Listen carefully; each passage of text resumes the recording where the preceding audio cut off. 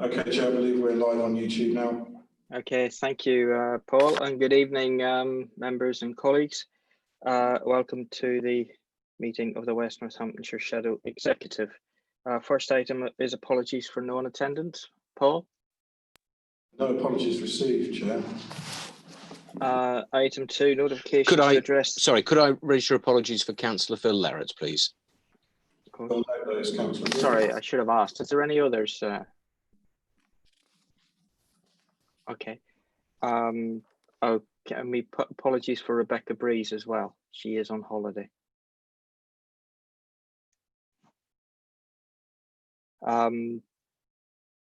Notifications to address the meeting. Received notifications from Councillors Wendy Randall, Councillor Stephen Dabbs, Simon Cox, Executive Head Teacher at the Park at the Act Academy, and Roger Eden, Head Teacher at Daintree and Southbrook Learning Village, all on item 8, Appendix 1, Chair. Okay, thank you. And I'll call them to speak when we get to item 8 then. Item 3, declarations of interest. Any from members? Thank you. Item 4, minutes of the last meeting have been circulated. Is there anything on page 1 of the minutes that finishes with the words notification processes? Page 2 of the minutes, which finishes on a significant proportion of these savings had been. And page 3 of the minutes, which just says meeting ended at 6:40 p.m.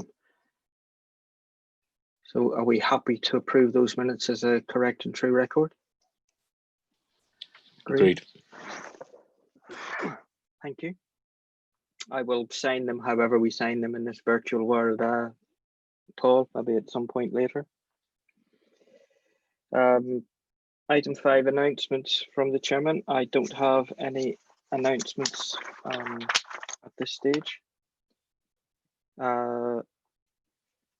If you can wish to indicate to speak, just use the little blue hand button. I think most members are now familiar with it. And I'm sure Paul will keep me right. I will put the screen on my other screen as well. And please remember to keep your microphones on mute when you're not speaking or addressing the meeting. Item 6, future programme update. Paul Helsby. Thank you, Chair. And by way of explaining the report, I'm going to share some slides on the screen through Paul and just take you through those. Have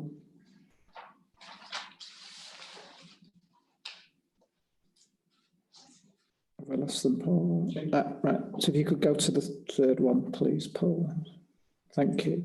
So this is an update on the mobilisation phase for the Safe and Legal programme, preparing the programme for the implementation phase. This work's coming to an end now. Most of it's complete. We've just got one area of amber, which is the ICT activity, and I'll pick that up on the slide after next. And just by way of notes to the mobilisation plan on the next page, please, Paul. All the key documentation's been updated in the PMO. All those documents are available if required. There's a lot of technical stuff in there, but they've all been updated to reflect the new approach. So we will be closing and won't be reporting mobilisation phase again.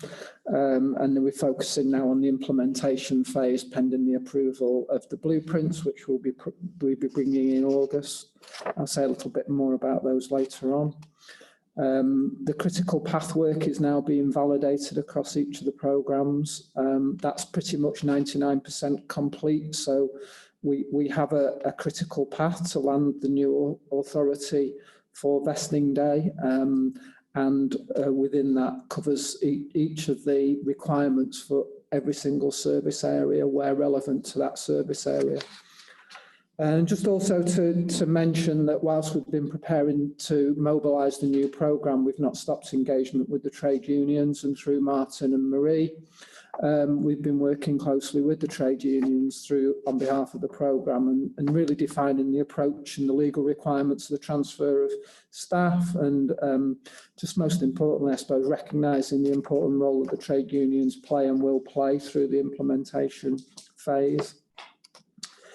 The next slide, Paul, if you could just scroll down, please, is a summary of each of the programme's RAG reports, which are submitted on a monthly basis. I won't go through them all, but you'll see that there are a number of amber ones. So I'll just give a brief summary of each of those amber. So on the finance programme, that's amber because we're working through the technicalities of establishing the financial scope of the projects, and some of that activity is also being driven as an urgent piece around the member task and finish groups related to finance in terms of how we get to an initial position on the budget and how that feeds into the first cut of the blueprints when we overlay the finances.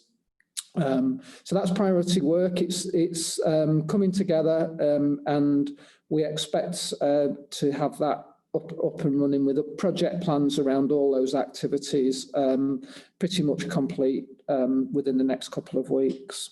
On the corporate programme, just to reiterate the requirements for implementation of the release of resources, and we're working with each of the chief executives to ascertain the requirements, the availability of resources as things start to free up from COVID activity, and where we need specific expertise on some of those main areas of implementation around ICT, around HR, and making sure that we've got adequate resource lined up for the right time in the programme with the right capability and the right capacity to do that. So that work's ongoing.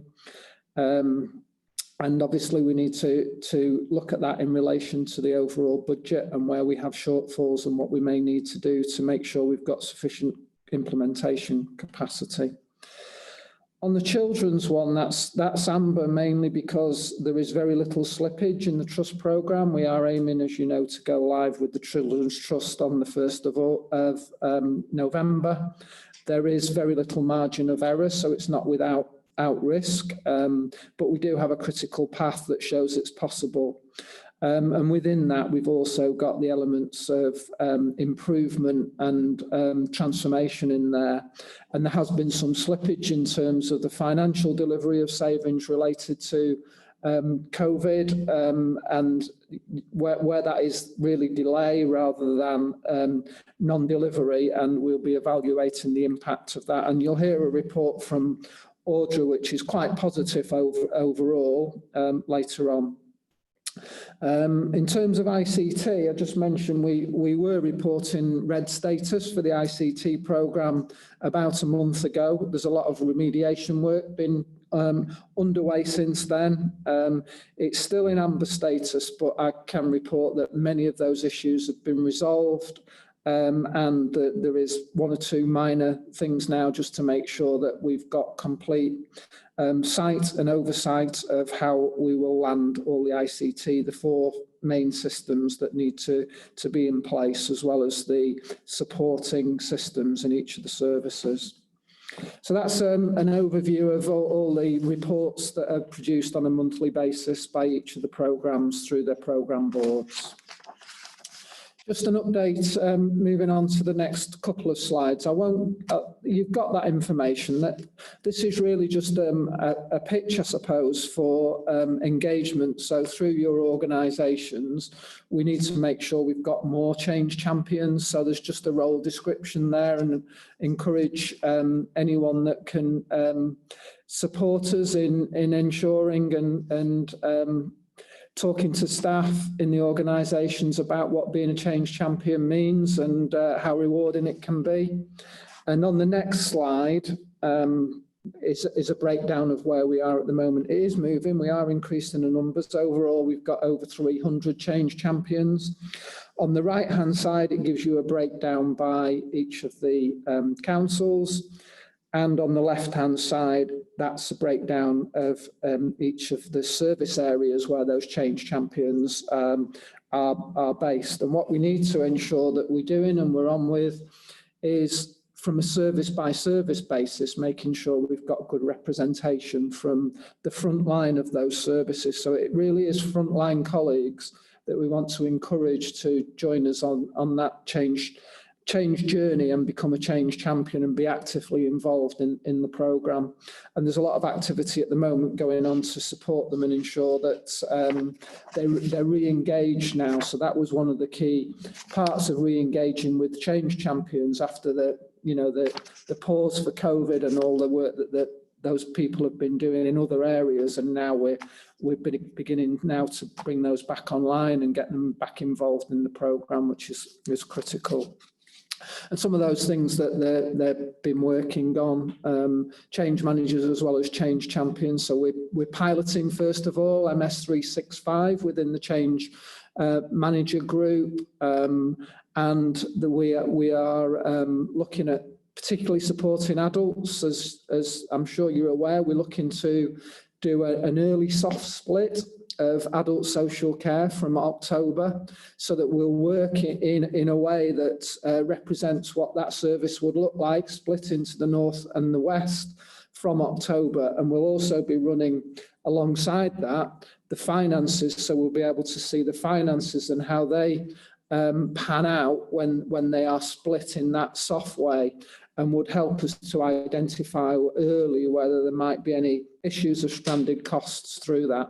So it's important that we're accelerating that, and we're on stream, and Anna's on target for having that soft split in place for adults for October.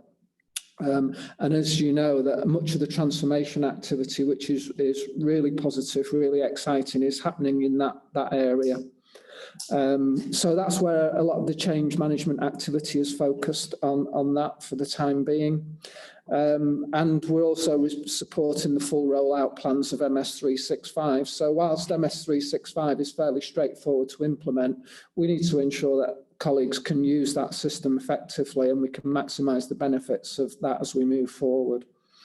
We're also involving the change champions in training the robots, so to speak, so voice and mail automation pilots, and we're using change champions very much to help in terms of testing and using inquiries types as a resident would, to train those robots in that voice and automation areas of opportunity, which open up services through to residents where they want to engage in that way for longer hours than we would be able to sustain normally, so that residents see a wider access to services over a greater period of time throughout the working week and at weekends as well. So that's a key area of opportunity there, and the change champions very much involved in that, and they're all signing up to be involved in that pilot now. And the last bit on there really is mapping out where there are gaps and where we need more change champions in specific service areas, so that when we get into the implementation, we've got the right representation. In terms of communication and engagement, with the staff newsletters and circulars that have gone out recently, we've also completed all the briefings now for councillors at each council over last week and the week before. And those briefings have covered the Children's Trust, and we've heard from the chairman and the interim chief executive on those. We did a presentation through Anna and Katie on where adults is in the transformation journey and the integration with health and social care. And I provided the new programme approach for elected members into how we were organising the programme and taking the programme forward, and where we were up to in that process. So I think the last slide that I just want to focus on. Sorry, the next one, Paul, please. Next one again is the portfolios. Yeah. Bit more up. So if you just show the diagram, Paul, please. That's it. Thank you. So in terms of the blueprint and how we're working towards the preparation of a blueprint, which we can then bring back through the governance and back through the shadow executive. What we need to understand as a programme is how the portfolios may look. So that this may not be a final version, but it is a version of how the portfolios can be structured. And what we need to do as the programme is work within this to align services to these portfolios so that we can create the first cut of the blueprints. So I won't say too much more about that, but the blueprints will then allow us to specify how we align people, resources to those services and to those portfolios, and how we might look at the tier 3, tier 2 management structures within that blueprint process at a first initial cut, which we will, as I say, bring back through governance for approval and through this shadow authority for the final approvals, which will then overlay the financial position as well, which, as I say, previously is coming out of the work that's been done in the member task and finish groups around disaggregation of budgets, around council tax harmonisation and medium-term financial planning. So, Chair, that's my overview. Happy to take questions through the Chair, if that's appropriate now.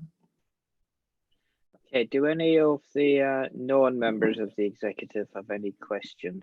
I see Councillor Ritchie is first in there, and then I see Matt, but I want to just get anybody that's not a member of the executive, then we can deal with them and then move forward.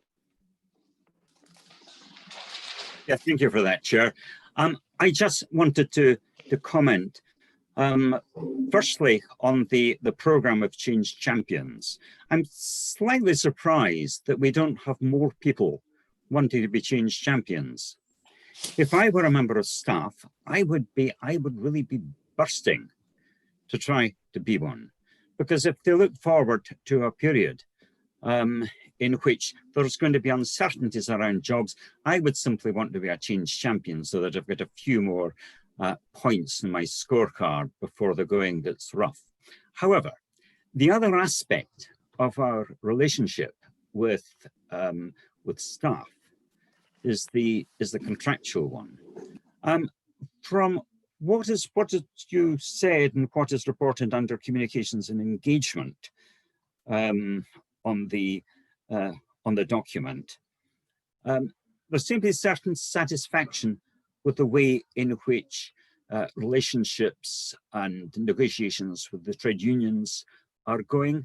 But I wonder if you can say, if we can be told a little bit more, how is it viewed from the trade union side? Are they equally happy with the process that they are being engaged in? I don't mean happy with the decisions that will come out at the end, but with the process. Is it going smoothly, or have there been difficulties that we ought to be aware of?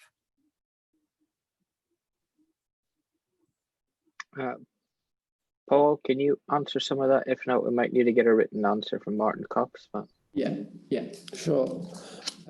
So just in terms of the Change Champions, we have recruited over 300, and that was all paused at the point of the COVID outbreak. So I'm not saying that Change Champions and people from frontline services aren't coming forward. It's just making sure that we re-energise that and ensure that people know that they can come forward, and where we actually need specific support in key areas. So people are, and the numbers are changing all the time. If I reported this again in a couple of weeks, I'm sure the numbers will have increased, and there is a lot of interest. And from the existing Change Champions, there's good engagement and a willingness to be involved, and that helps when they talk to colleagues around further recruitment. I haven't been directly involved in the negotiations and discussions with the trade unions, so I can't comment in detail. We can get a written note from Martin on what that is, and I'm sure I wouldn't profess that the trade unions are happy, because that's a call for the trade unions to make, not me. But I just wanted to recognise in here that we see the engagement with the trade unions as really important, and we ensure that we prioritise that going forward and working with the trade unions. And equally, it's about what the trade unions want and expect to see and what we're able to share with them at this point in the programme. We haven't finalised a blueprint. We haven't taken that through governance. So there are questions being raised by the trade unions that we're not at that point we're able to answer. So it's about creating the right environment with the trade unions that when we can start to have those discussions with them, we're able to. We're more than happy to liaise back with Martin, Chair, and we can get an update note to the executive on that.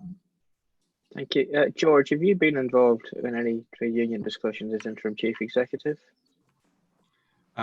No, I haven't, Chair. That's been left to Martin Cox primarily. Okay. That's fine. Well, we'll get a written update sent out then as he's not here. I just going to say, Chair, I went to the meeting about 3 meetings ago, but I haven't been to the last 2. So I can't comment on the latest position.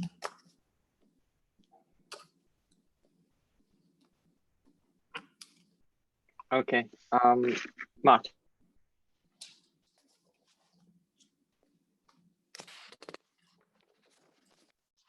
Yeah, thank you, Chair. Thanks for the update, Paul. And it's good to see that we've not got any reds on the different RAG rating on mobilisation plans, providing, of course, we have got them rated correctly.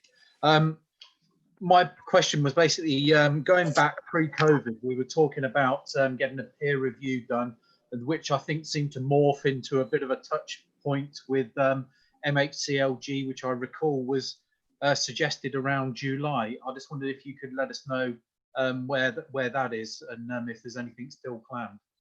Yeah, well, we are doing a review that's being supported by Andrew Flockhart and the LGA. So Andrew's pulled together a team of people, a small team of people. We've agreed a scope with them, and they're doing I suppose it's a post-COVID review and a health check as opposed to a go no go type of review. So. And within Andrew's team, he's got a finance expert 151 officer who is already liaising with finance colleagues. I'm not sure he's had a conversation with Martin already. If not, he will be doing. And we've got an ICT expert as well, completely independent. And they are engaging with colleagues around those critical areas of the programme. To assess our readiness, our preparedness for the implementation phase. It's likely now that analysis will be with us in mid to 3/4 of the way through August, but they're undertaking that work. They're on site this week and they're doing some Zoom and telephone discussions with colleagues as well. We're providing all the information to them to help them with that review. And Andrew Flockhart supported us with previous reviews, and he's worked with each of the chief executives and he's attended our previous boards, etc., and has been involved and has an understanding of the programme and has done it before in Dorset, so he's aware of what the pitfalls might be. So it is intended to be a health check at this stage, and we are still proposing a further health check later in the year when we've got through enough of the implementation to make it a viable assessment of the readiness for day one as well. But we've not scoped the detail of that out yet. Thank you. Okay, there's no one else indicating, so we'll move on to the finance report from Audra.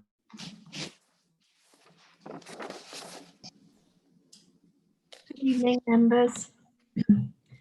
You'll know that when I last reported to the Executive Committee, that was after we'd had a reset and a total review of what the future Northants budget looked like, taking into account COVID-19.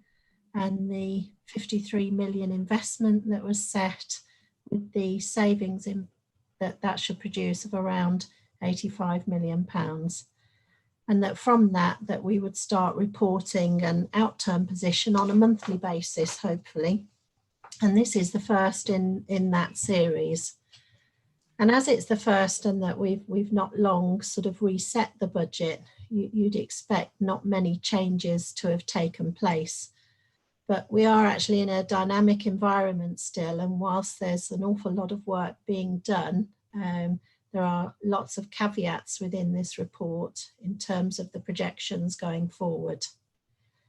You'll see that, that the summary is that we're pretty much on track. We're around £115,000 short of what we were hoping to achieve this year overall. And just drilling down into that with regards to the investment, the costs are being projected along the lines of the budget. And just with regards to the programme team itself, as you would expect when that was set out, some of those roles have yet to be filled. So that in itself would normally cause a favourable variance going forward. But as I've mentioned in the report, as we go along, some areas are going to need to be bolstered. And in particular, as highlighted, we'll need to strengthen ICT resources and communications. And also, as Paul mentioned earlier from the corporate report, there's an awful lot of work expected from each of the sovereign authorities. And where that's not possible to get the numbers required, we may well have to bolster that as well with outside resources, which is why the spend there is projected as being fully spent. With regard to the benefits realisation, an awful lot of, if I just start with the business rates retention, most of the ones that were going to be delivered in this financial year 2021 related mainly to children's and adult social care. And the difficulty that we have had, that in terms of what's reported through the Future Northants programme, is certainly just one part, if you like, of what the County Council do, both as business as usual for savings, and that there are other savings on income. So when they report their position, they report their position on the whole of those services, whereas Future Northants only reports on part of those services. So trying to marry that up has been a challenge. And also, obviously, each Sovereign Council's base budget remains that. It was set in February and it remains the same. So all of the monitoring reports produced relate to that base budget, whereas the Future Northants reporting, like I said earlier, has been revised to take account of the COVID effect. And that's the best example I can give of why that poses a challenge is if I could ask members to look at the place narrative. So clearly NCC had a savings target of 4.2 million. And as part of the COVID assessment, that was revised down to 2.2 million.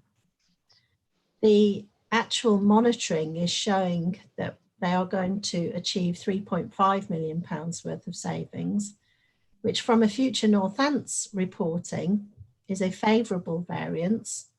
But from the County Council's base budget, that was originally the 4 million, then that's an adverse variance. So whereas we try to tell the story from each of the different areas, the Future Northants one is, like I say, showing that as a favourable variance, but trying to marry that up with what's being reported in each of the sovereign authorities. I just wanted members to take note of that. There are obviously members within this executive committee from each of those areas who may well look at this report and think, well, they've read the County Council one and it's being reported as adverse.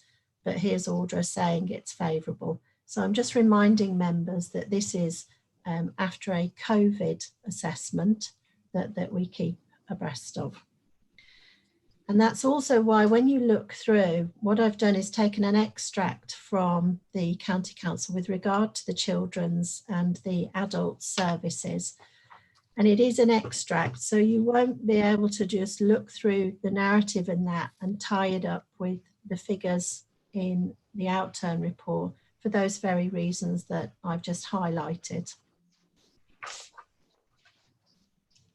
Moving forward, like I say, we are still in a very dynamic environment with regards to not only the sort of reset and trying to make sure that we're ready for day one, but also the economic recovery following, you know, the changes as we go through for COVID.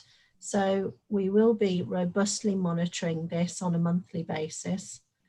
And what we also mentioned last time was that what we will introduce for the August committee meeting is that we will include the outturn position at a very high level of all the other 7 district and boroughs and the county council, so that members have got a flavour of, whilst this is all the sovereign positions, obviously how well they are doing does have an effect on the starting position of the new unitary.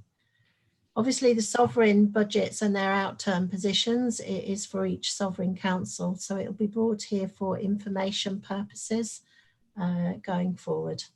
And on that note, Chair, I'm happy to take questions.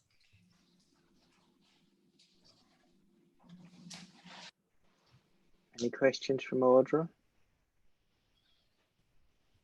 Martin, is 151, do you want to say anything? Chairman, just to say I'm happy with the report. Perfect, short and sweet. I don't see any other members indicating. So I think Councillor Golby. Sorry, yeah, I think, oh, sorry, Yeah, Matt. no, I was just going to add a very brief comment and acknowledge the work Audra's put into this. I think it is a decent report, but just with that caveat that we are in a very dynamic situation, and we're not, you know, we've just passed the past a quarter of the financial year, and we've got a good way yet to go. And we don't know the full impact of COVID, whether we're going to be dealing with second wave. So just to remind everybody that it is extremely dynamic, but we've got some, from the NCC point of view, which is of course a big part of the budget, we've got some very, very good people working hard, and that feeds straight into the work that Audra's doing. Thank you, Chair. Yeah, I agree with that, Matt. And I think, you know, to sound Donald Rumsfeld-esque, there are many known unknowns yet to pop up, so there's plenty of potential for things to go right and wrong. So at the moment, we've no cause for concern from what I can see, but that doesn't mean there's any cause for complacency either. So I shall move the shadow executive. Sorry, Councillor McCord, very remiss. Sorry.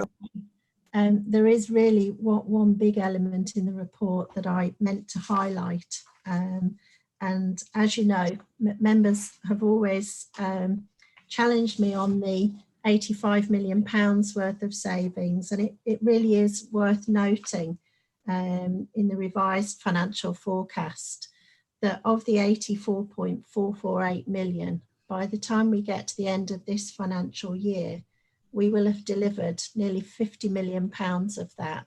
So actually the 2 new unitaries will only have just over 35 million to deliver beyond. And I don't say only lightly, but certainly of the 85 million, we will have already achieved 50 of that. And I think it was worth mentioning. Yes, thank you. So I will move from the chair that Shadow Executive notes and approves the completion of the mobilisation phase of the programme ready for implementation, notes the high-level programme delivery status, notes the update on change readiness and change champion recruitment, notes the communication engagement update, notes the contents and progress on the development of the draft blueprint, notes the Shadow Executive portfolio structure, and notes and approves the finance monitoring report. Are we all in favour? Agreed.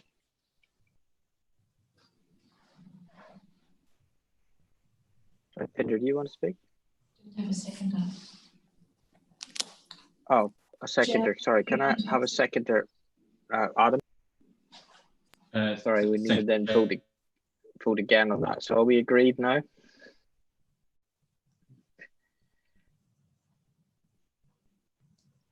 Any against? All right, so we move on to item 7, West Northamptonshire Authority branding. Sorry, Shadow Authority branding, not West Northamptonshire Authority. That's another work in progress. Jonathan. Yep, thank you, Chair. As you say, that's the next part of the story. This just reflects the fact that beyond the county-wide Future Northampton project, we are now the West Shadow Authority. Therefore, that previous sort of logo is no longer relevant. This, however, is not a big permanent change or a brand we're looking to establish. This will not be featured on staff badges to identify themselves to customers or anything else at all. They will continue, of course, as they are. But at the same time, it is necessary to move on. Our agenda this evening doesn't carry any form of brand and would benefit from that, and there will be a few uses for this. So what we've done is the Communications and Engagement Task and Finish Group had a quick look at this, and using in-house designers, so there is absolutely zero charge incurred for this change. We've looked to keep a continual theme of the Future Northants branding, but creates the West Northamptonshire Shadow Authority logo. It introduces a claret colour which has local associations, and it also means that if you see it in colour, it looks quite attractive. But also if you print it, as we may do if we need to imprint internal documents, it still looks reasonably good in black and white as well. So really we're looking for the approval for that. Just to mention, as you say, that there is then much bigger job to do for a long-term logo, which will be for the new council. And the Task and Finish Group will be starting to look at that. At this stage, we're using in-house designers again for minimal cost. And then we're now looking at how we can agree, or we are agreeing, a schedule to consult, because this will be a really important thing. It needs to reflect the area. It needs to reflect the values that are coming out of the Vision and Values Task and Finish Group and so on. It perhaps needs to reflect councils coming together and so on. So this is going to be a really big job, because this will be here for the new council. But we'll come back to you with more news on that. So for me, a fairly straightforward thing. I don't think we should make too much fuss. We're not looking to establish this, as I say, as a brand. We've far more important things to get onto. But if I may, I'm just seeking the executive's approval. As shown at item 2, the recommendation is that we approve this as an interim brand for the West Northampton Shadow Authority. Thank you, Chair. Any comments?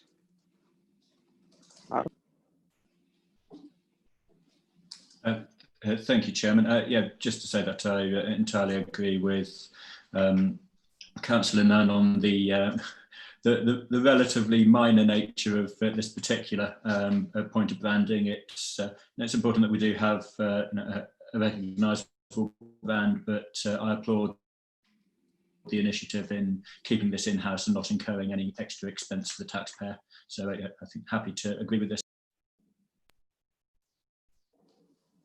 Yeah, I think for something that has such a short lifespan, that's the right amount of cost expended on it. But good luck with the proper brand, and also good luck, because presumably there'll also be the heraldic, much more formal one where you're going to have to take advice, and I think they can be quite expensive. Yeah, I think so. There's other things at play there. Is it the College of Arms or what have you? So there's a great deal more work to do. I know our civic colleagues on the Civic Task and Finish Group have a strong interest in that. But yeah, that will probably take a little more time, I think.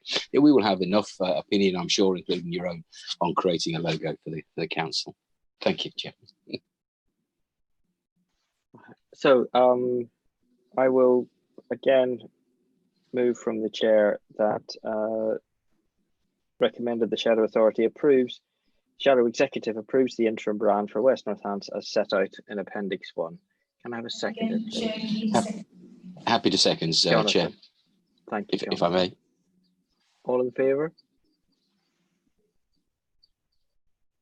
And any against? Right, that's carried. So item.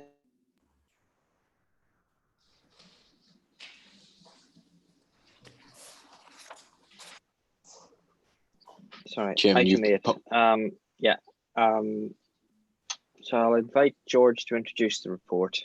And please note that there are certainly Simon Bowers and other Daventry officers in attendance if there's any technical questions in this one. And can I remind councillors that appendices 1 to 4 are public, whilst appendix 5 is exempt. So if members wish to discuss anything on appendix 5, we will then need to go into part 2 session and remove any members of the press and public that may be on the call and suspend the live YouTube feed. So if there is a burning issue on that particular item, can we move that offline and deal with the items 1 to 4 in public session, and then we'll go into the part 2 if we need to. But if members can signify their opinion, maybe without going into the details that would require that resolution, that will also be fine and easier from the point of view of running the meeting. So George, I'll leave it with you. Thank you, Chair. So I'm just going to introduce the covering report. As you say, there are a number of appendices which I'm not necessarily going to go into specific detail, but there are officers here should there be any detailed questions on those. So by way of background, a process was adopted by the Shadow Executive at its last meeting on the 23rd of June. And under that process, any proposed purchases or disposals or transfers of assets or indeed new capital schemes with potentially ongoing financial commitments and use of reserves above those that would not have already been budgeted for within each of the Sovereign Council's budgets, at a de minimis level has been set. That de minimis level, which triggers the notification with regards to financial proposals, was confirmed, as I said at the last meeting, of £100,000, and that level applies to both capital and any revenue proposals, with the exceptions, as you'll see under 3.1.4 within the front covering report. So therefore, under that new process, Daventry District Council notified myself of these reports, of which 4 of them will be going to their council meeting on Thursday, the 23rd of July, and therefore are presented to this executive under the recommendations detailed under 2.1, Chair. The appendices, just for completeness, the first is around a new secondary school for Daventry, and specifically seeking approval to dispose of land to the Secretary of State. With regards to that, the second appendices is a transfer of a local community centre from Daventry District Council to the Town Council in Daventry. The third is around leisure facilities and the impact that COVID-19 has had on those. And the final one, the public one, is around the acquisition of properties for temporary accommodation. Thank you, Chair.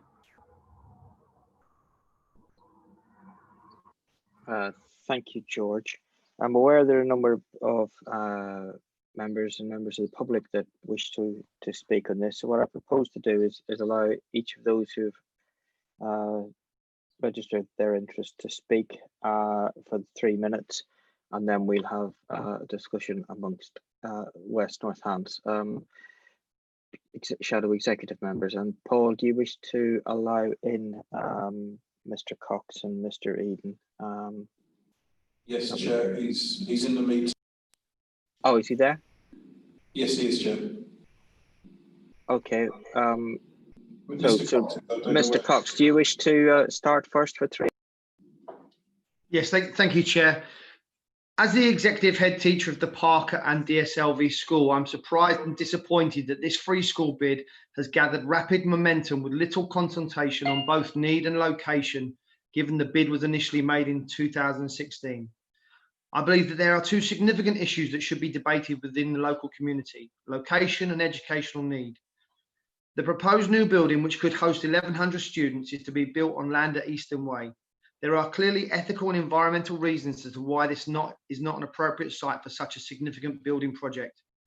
Given all the schools that are on Ashby Road and 1,100 students at the Parker School, this would see approximately 3,000 students aged 2 to 18 from 6 different trusts accessing an 800-metre strip of land twice a day.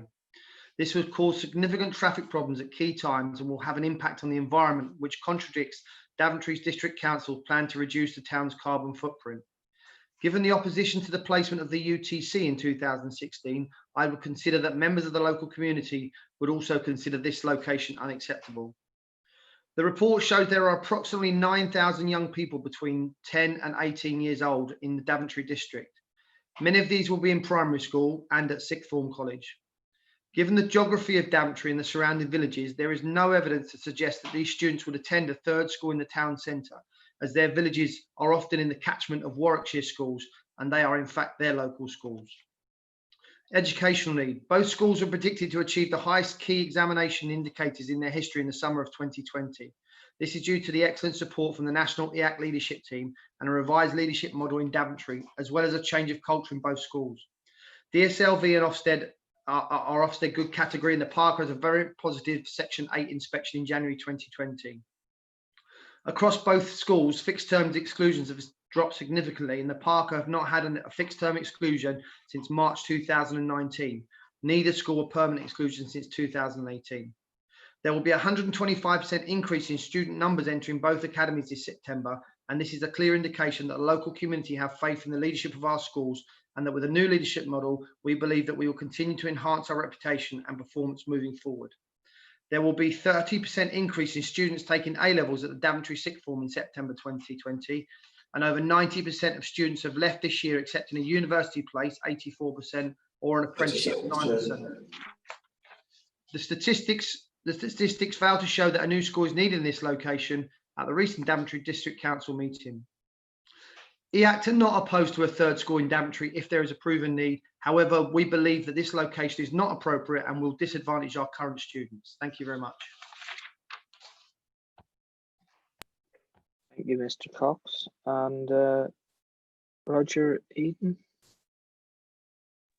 I spoke on behalf of Roger as the executive head of the Daventry schools. Thank you. Oh, okay. Thank you. Wendy. Thank you, Chairman, for allowing me to speak. I was quite alarmed when this report came before strategy at the District Council. We always knew there was talk of a third school, but definitely not in that location. It would be the worst thing possible for Daventry to lose another huge green open space. I drop my friends' children to the special needs school, Daventry Hill School, and the traffic there is horrendous. There are queues around the roundabout. There have been near misses. There have been children hit by cars, but not seriously. After reading the report, I got in touch with the heads of the senior school, as well as the head of Daventry Hill School, and again was very surprised to learn that nobody had been in contact with them. This report does not cover the environmental impact. It does not cover the traffic assessment. It's out of date. It was a very, I mean, to think that the wording in this report almost was saying that it really doesn't matter if we have a third school that's going to be nice, new and shiny, because might cause one to fail. But hey ho, you know, that is definitely not the way to go. If you have got schools that are struggling, you get in there and help them be the best they can. You know, we all want a school that's, you know, we all want good schools available to our pupils. Both of the schools have been dramatically increasing in their examination results. Pupils are definitely on the rise, you know, like Simon's already said, over 100% increase on pupils coming in against pupils going out. There's going to be a lot of new houses built in Daventry, but not in that area. So it still cause people to be driving their children to school, because let's face it, we know that children really aren't going to walk 2 or 3 miles to school. So we know there's still going to be more increased traffic, which, as Simon's already said, goes against what we're trying to achieve. So, you know, we had a consultation, went out the following day after strategy. It said in the proposal that an open invitation be given to comment, and this would be discussed at a council meeting. I assumed that wouldn't be this council meeting, because that only gave 12 days for a consultation. Consultation for 12 days on something so important as that is a disgrace as far as I'm concerned. Most consultations are 6 weeks. I wrote to ask if the consultation could be extended. 3 minutes are up. Can you wind it up, please? Yeah, just to say that I never had a response back, but I've had an email today from Daventry Town Council to say they've been contacted by Daventry District Council to say the consultation has now been extended. But I will be asking at council on Thursday to see what comments have come in so far. Thank you, Chairman. Okay, thank you. Councillor Dobbs? Yes, thank you, Chair. I echo Wendy's comments and the head teacher's comments as well. I'm looking at the report and principally the map. I hope everybody is very familiar with it. Just wanted to describe the location and say a few words about that.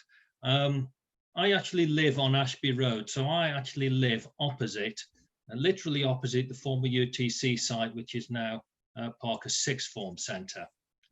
If we take the map with the projected school on there, that the road leading up to the left is Ashby Road. You can see huge playing fields, a grey building which is Daventry Hill School, the special needs school that Wendy mentioned, and just above that you've got the bottom end of what was the UTC and now is Parker's Sixth Form. You move up the road just a few more yards and you have the community centre. It has a preschool nursery, if you like, attached to that. Move up the road a bit more, you have Falconer's Hill Primary School, and then just beyond that, the main site of Parker's. So we're all in a very tight area. We're talking literally just a few hundred yards, a couple of minutes walk from the bottom of the hill where the new school would be up to the top of the hill, which is where Parker's is. Ashby Road, I don't know if people are aware of it, some of the councillors who know the area well will be, is a very busy road, but is not a through road and is certainly not, or should not be used as a through road, a shortcut, and is not a bypass, but is incredibly busy. The alignment of the road means that people are very often breaking the speed limit, and I think traffic has been assessed on this road and a huge number of people are speeding on it. It is 30 miles an hour in normal times, 20 miles an hour around the schools in school times. But it's quite a steep slope and people hurtle down the hill.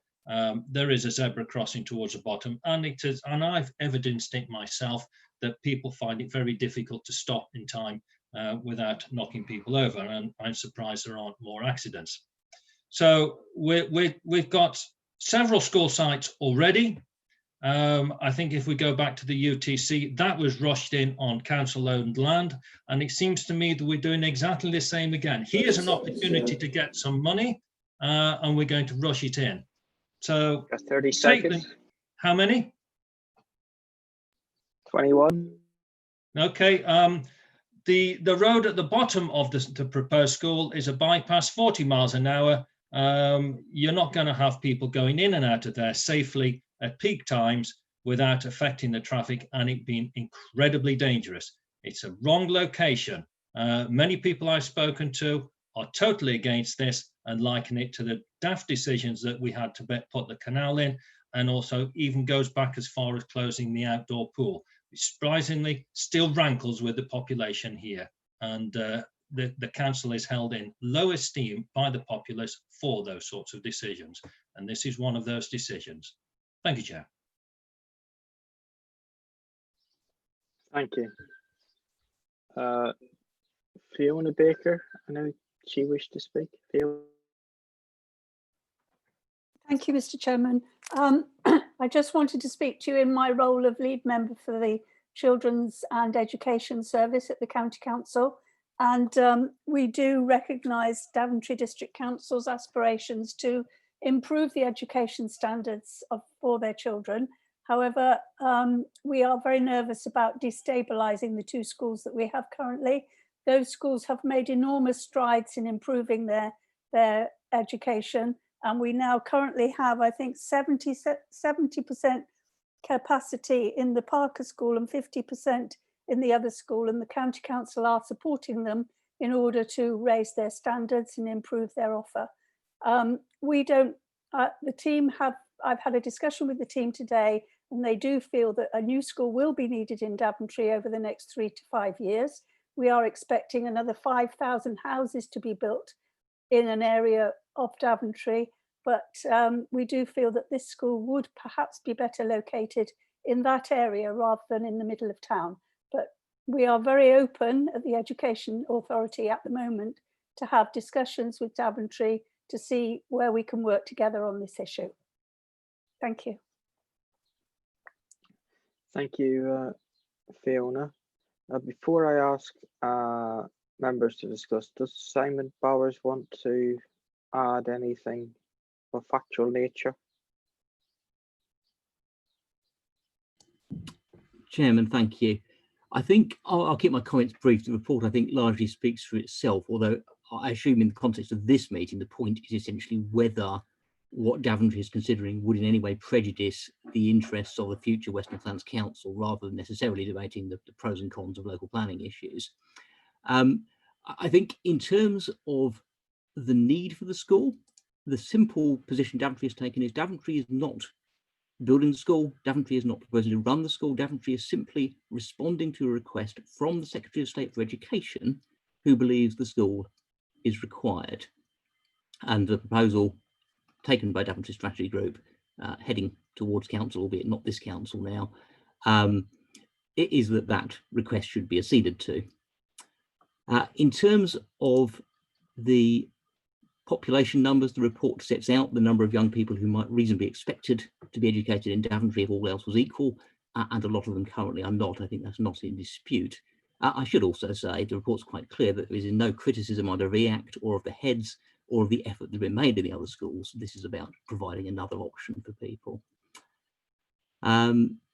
Beyond that, just looking at my notes, in terms of traffic, I think all members will be aware traffic is always a sensitive issue, but it's one that's properly addressed through the planning application process, a transport assessment and so on that would come in due course. So I don't think it's particularly material to a decision to dispose or otherwise.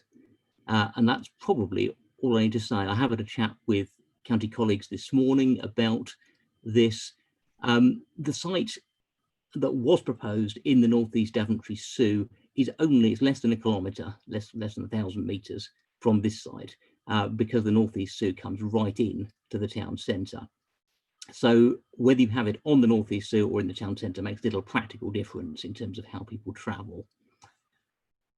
And we'll work with county colleagues and with Locate Ed and with the Department for Education to ensure that if the school is approved, it comes in the smoothest way possible. Thank you, Chair. Thank you, Simon. So I'll now ask our executive colleagues to speak on this. Can I just remind people, this is not our decision. Daventry are just following the protocol that we have agreed amongst ourselves, that if there's going to be a significant acquisition or disposal, that we get a heads up on it.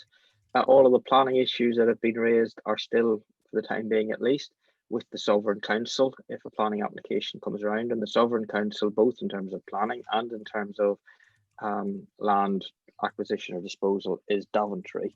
So all of those issues sit with Daventry.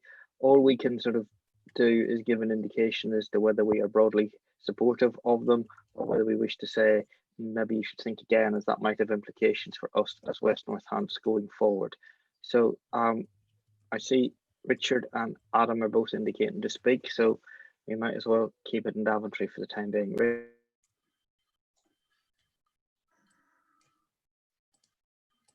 Okay, thank you, Chair. Thank you, Chair.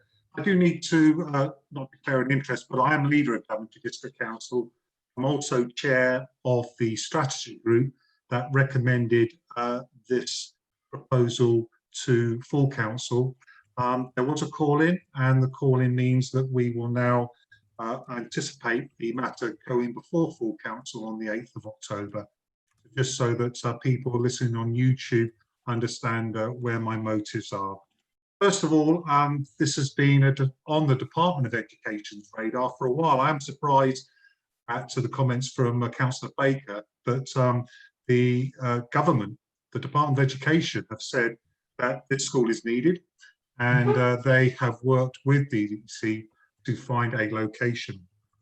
The school will provide an educational offer which will be of a very high standard, and I think, to be fair, the other schools are doing very well, and I think this will improve the standards of all the schools in Daventry. And there certainly is, according to the Department of Education, they are satisfied. There are the numbers there and will be the numbers there for a third school. So a third school is required. It's going to increase the life chances and opportunities of our young people, attract families into Daventry because of the educational offer, and boost the vibrancy and the economy of the area. You know, it's an absolute win-win, and I think many people are surprised at the opposition that there is there. But it isn't total opposition, Chair, and I just wanted to share you a comment that a letter that I was sent. Somebody sent me an article which was sent to the local editor, and I think it really gives the silent majority a voice as well. 26,000 people live in Daventry, 1,000 children are shipped out every day to other schools, and there is a want and a local need for this. This is what this constituent wrote. He said the copy to Councillor Richard Auger was to give him confidence that there is support in the town, and with £26 million on offer, an opportunity not to be missed. In Islington speak, a no-brainer. We share the view, as does the government, the education of our young citizens is a priority. Daventry has had problems for a decade or more. Hopefully this proposal, the TL Trust and the well-regarded SPON model will address the problems and raise the bar. Agreeing with, this is a local residents that are sending this stuff in. And finally, forever arguing over sites, playing small-time politics with such an important issue is rather sad, questions the vision and the calibre of our representatives. I don't subscribe to that bit because I believe we are visionary. And I do believe that this is the right thing for Daventry. And this is the disposal of a site to the Secretary of State for the purpose of a secondary school. And it's important that we do this for the children, for the benefit, for the generations to come above.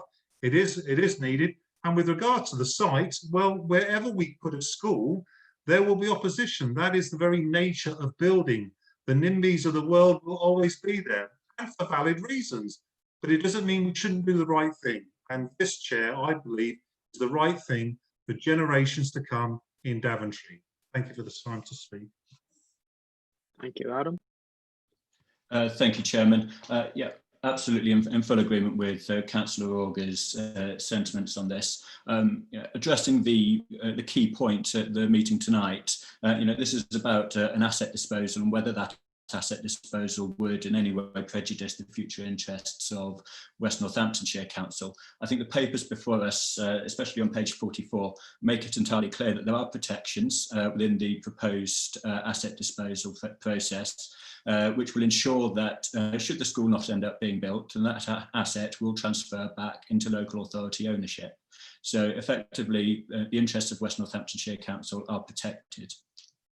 On the wider issue of whether Daventry needs a third school, I think there's a clear consensus that it does. Even Mr. Cox said that he was not opposed to a third school in Daventry.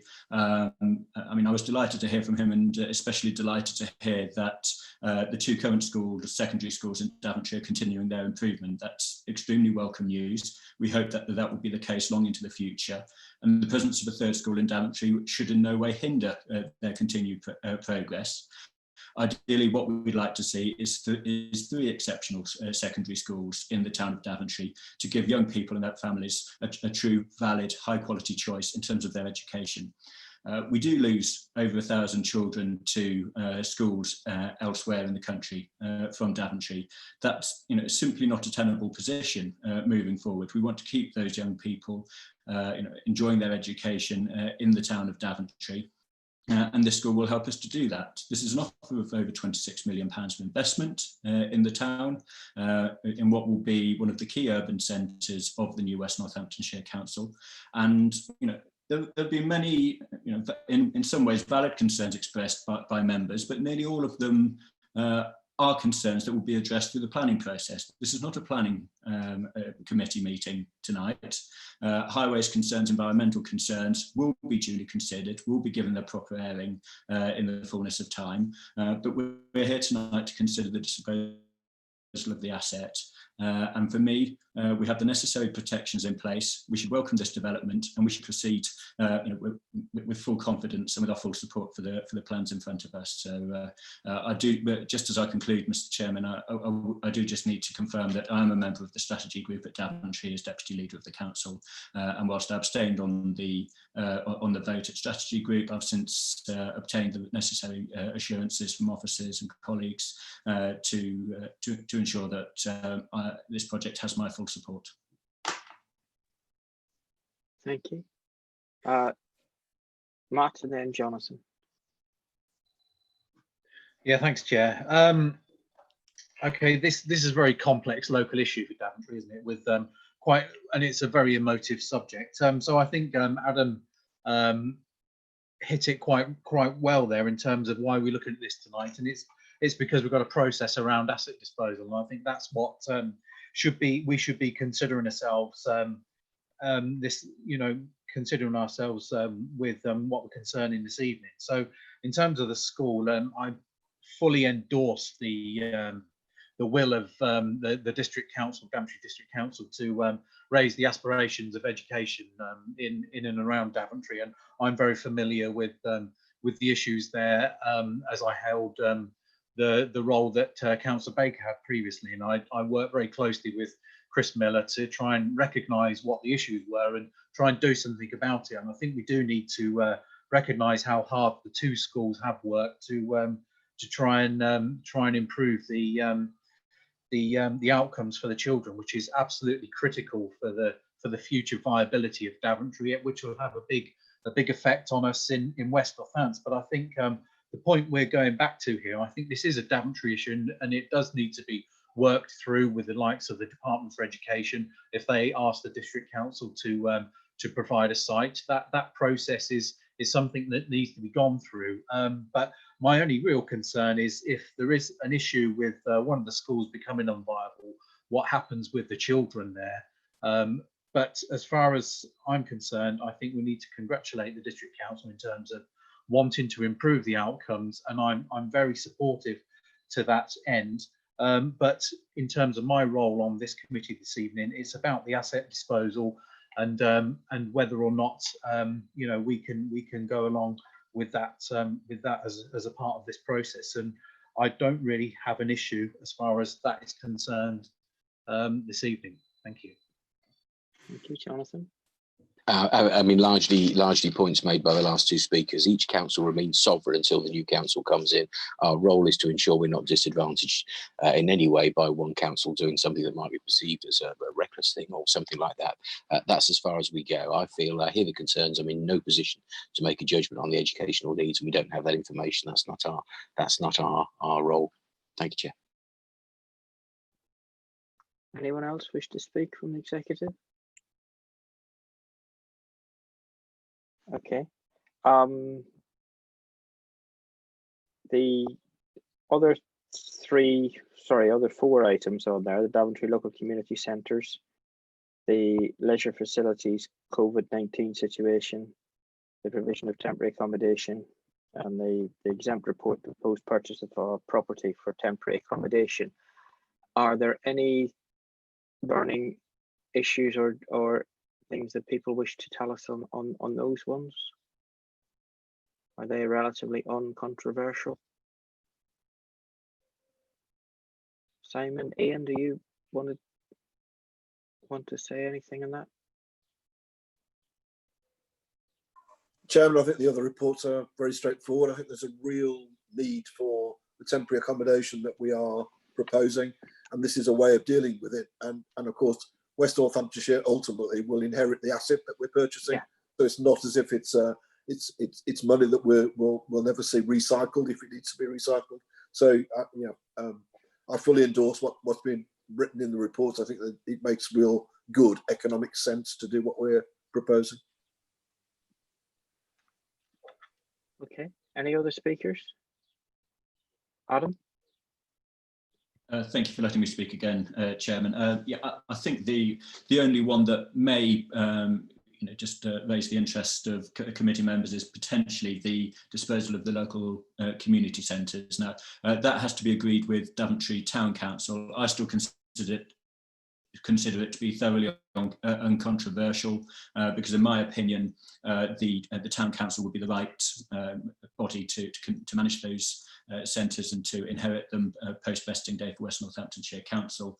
But all of these other papers went through strategy group without, to my recollection, any form of dissent last week. So I think members here tonight can be calmed and confident that this is in the best interests of everybody concerned. Yeah, okay. Well, I recall reading that on the local community centres ones, there was some doubt around whether or not the town council wanted one or two or three of them, and what they felt their ability to manage them were, and what they would need to do to improve. So it all seems to be in hand. Because presumably, if they don't get transferred, in 2-3 years' time, they could still come back to West Northants, because they'll come over to West Northants, and West Northants could then make a decision on them at a later date. So in terms of our executive, that I wish to propose then that we note and endorse the proposal set out in appendices 1 to 5 in accordance with the adopted assets, capital schemes and reserves notification process. Do I have a seconder, Richard? Yeah, thank you. Are we all in favour of that? Any executive members against? Thank you, that is carried. So we didn't need to move into exempt session. There are no urgent items of business. So I shall close the meeting at 19:14 hours. Thank you all for your time and attendance, and we shall all meet again as the West Shadow Executive on the 25th of August. Thank you.